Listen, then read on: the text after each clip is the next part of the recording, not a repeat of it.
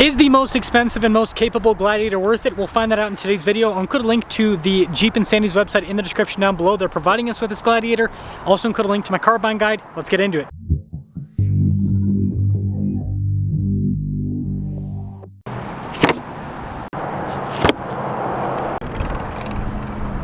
Under the hood, we have a 3.6 liter V6 that goes through an 8-speed automatic. Fuel economy 17 around town, 22 on the highway, with power outputs being 285 horsepower and then 260 pound-feet of torque.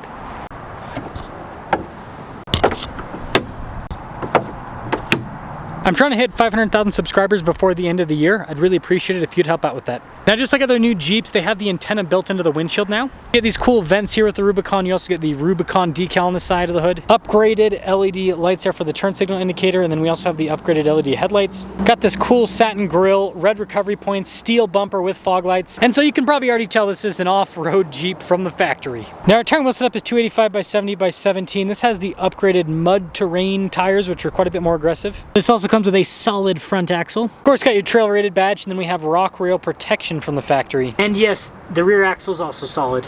And then here's your side profile with the Gladiator. You'll notice that the fender flares and the hardtop are painted to match. Taking a look at the key fob, you got the cool little flip out key from the factory, lock and unlock, remote start, and the Jeep logo on the back. Being a pickup truck, we've got a tailgate. It is dampened, so it slow lowers. We've got LED bed lights here, and we've got bed liner from the factory. And yes, the tailgate's very easy to pick back up. Got the cool squared off taillights, of course the Jeep logo there on the back, and then we've got the red recovery points as well as another steel bumper. Spare tires mounted underneath the Gladiator, and that's the rest of the rear. Let's now pop inside. Being an upgraded Gladiator means we've got soft touch at the top of the door panel down below with the red stitching, and we've got this little netting storage. Got the upgraded seats here with the red stitching. Legroom back here is pretty good for a mid-size. We've got a little storage net. Window controls here in the center. We've got vents from the back. We also have a full outlet and some little USB ports here. And then the rear glass does open, but it is manual for the opening operation. And because of the boxy design, we've got good headroom. It's also keyless entry up front. More of that rugged trim on the front door panel with the red stitching down below. Blind spot monitoring with the mirrors. You've got your power mirror adjustment function. 1,005 pounds of payload capacity. Rubicon there on the front seats. Again, really nice trim throughout. The seat's power adjustable with lumbar support. Light controls off to the side. Notice you got fog lights and cargo lights. Steering wheel, by the way, is manually adjustable too. And let's start her up.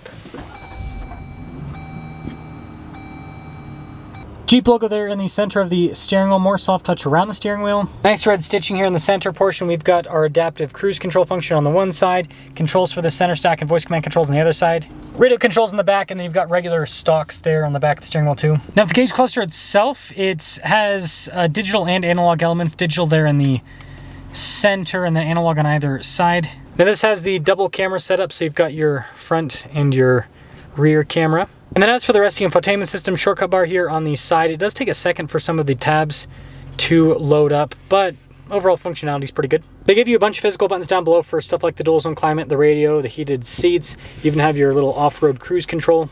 Got some USB ports and auxiliary. We also have window switches here all in the center, and then 12 volt, 4 auxiliary switches from the factory. Then this has the diff locks front and rear, off-road plus, and a sway bar disconnect. This is a part-time four-wheel drive system, but it has auto and high part-time. It also has four-wheel drive low. I just like this whole area being so open with the shifter there, the parking brake, and then the cup holders. Anyway, center console. It's a Jeep center console. Has nice trim on the top though. Speaking of nice trim, the dash, pretty cool looking. Anyways, just like Wranglers, you can take off the top here. You've got little latches for the front part, and then you guys can see you've got the extra insulation. And here's our window sticker. This is the most expensive Gladiator you can get from the factory. Base MSRP $51,100, and the X package, $10,000. $65,510 is the total MSRP. Let's see how it performs. Why did it not turn on? There we go. I guess maybe my foot wasn't in the brake enough. That was weird. But I will say, Jeeps sometimes are kind of finicky with the stop-start button. I remember that from when I owned a Wrangler for a couple years. So, I think this is... I mean, I'm trying to think if there's anything else you could add, other than like doing like an AEV, which is not technically... I mean, it's factory in terms of the build quality and everything, but it's not technically factory. Yeah, I think this is as expensive as you can get for the Gladiator. Now, right off the bat, Gladiators drive unique because of the solid axles in the midsize pickup truck segment. The only other midsize pickup truck that has solid axles in the US market is actually the new Ineos Grenadier Quartermaster. Almost twice the price in terms of most of the ones you'll see spec'd out, because most of them are spec'd out about 100 grand. So this being in the 60s, although expensive, is more affordable. Now, the Pentastar V6 is a good engine, but we all know, and I'm not going to talk on this too much, but we all know this needs a better powertrain in terms of power delivery, right? We need a 5.7 Hemi, we need a Hurricane, something. Just, I don't care what it is, just something has more power. Other than the 4xe. Don't want the 4xe. Nobody, I don't think anyone wants the 4xe. I know some people love that powertrain, but it's not my first choice, that's for sure. Now, I will say these mud terrain tires are firm. That's the one downside of when you go to more aggressive tires, and they're also, if I remember right, don't worry, I'm not looking at the window sticker yet. Once we come up to a stop, take a quick peek.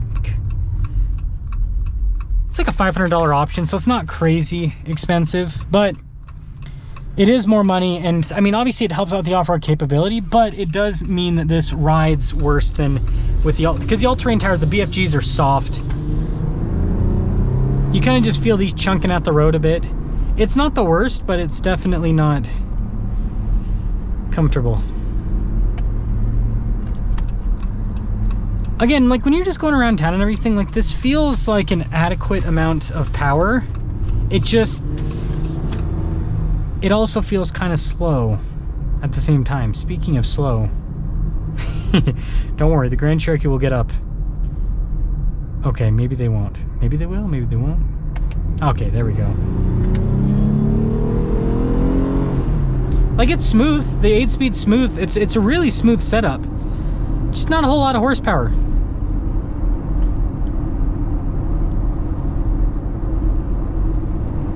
Yeah, you can really hear the tires, and you get a little bit of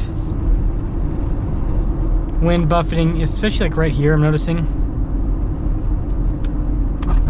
I will say the new antenna in the windshield helps out quite a bit, and it seems like this new top insulation and the slightly thicker glass also kind of helps out a bit with making this somewhat more insulated.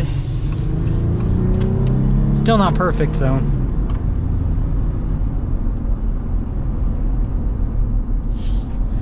It's a nice drive. So in conclusion, I think that this version of the Gladiator is nice, other than, again, if you're gonna use this for like, well, mud terraining off-road, then yeah, this is great. But for the average Joe, I don't think you should get these tires. I think that they make it noisier, they make it less comfortable compared to the all-terrains that are still very capable. I've never had I've only had one situation where BFGs let me down. Two situations. One was actually in the mud, where they get caked up pretty fast because they're not mud terrains. And then the other is just, they're soft, so they don't last very long. But again, the benefit is the ride quality. So it's like, hey, your tires don't last as long, but you get a silky smooth ride. So let me know your thoughts on that. Let me know your thoughts on the Gladiator. Hopefully Jeep listens to us and gives us some power under the hood of this thing, because we need it.